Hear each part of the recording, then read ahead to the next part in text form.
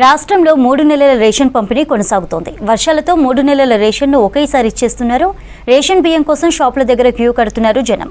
3 నుంచి 6 సార్లు వేలిముద్రలు వేయాల్సి రావడంతో బియ్యం పంపిణీ ఆలస్యమవుతోంది. రాష్ట్రంలో 3 నెలల రేషన్ పంపిణీ ఈ నెల 1న ప్రారంభమైంది. సోమవారం నుంచి వేగం పుంజుకుంది.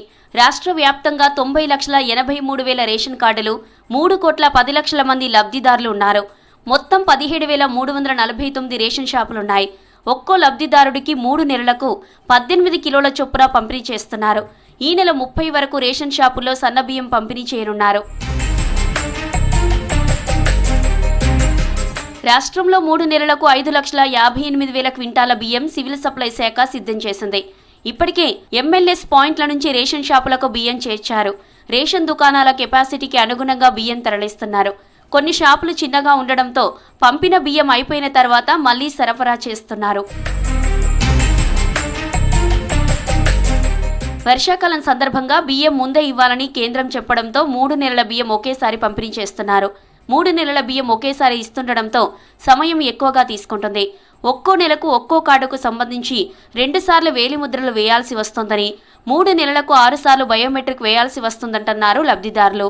దీంతో సమయం ఎక్కువ తీసుకుంటుందని, ఒక్కో కార్డుకు వేలిముద్రలు వేయడానికి, బియ్యం తూకం వేయడానికి 10 నిమిషాలకు పైనే పడుతుందని చెబుతున్నారు. ఒక్కోసారి సర్వర్ ప్రాబ్లం ఉంటే ఒక్క కార్డుకే అరగంట పడుతుందంటున్నారు.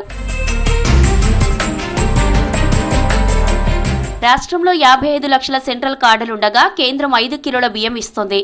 దీనికి రాష్ట్రం మరో కిలో అదనంగా కలిపి ఇస్తుంది.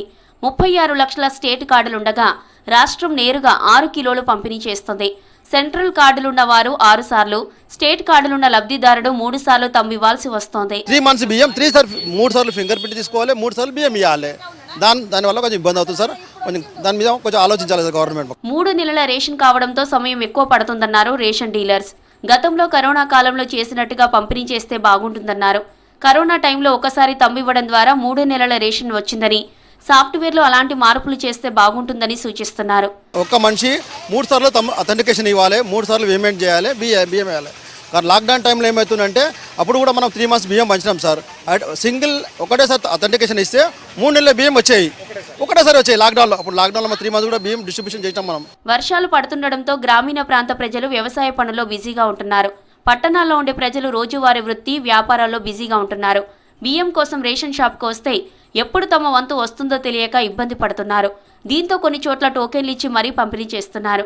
కొన్ని చోట్ల తమ వంతు కోసం వెంట తెచ్చుకున్న బస్తాలను వరుసలో పెడుతున్నారు. ఈ ఇబ్బందులు తొలగించాలని సర్కార్ని కోరుతున్నారు జనం.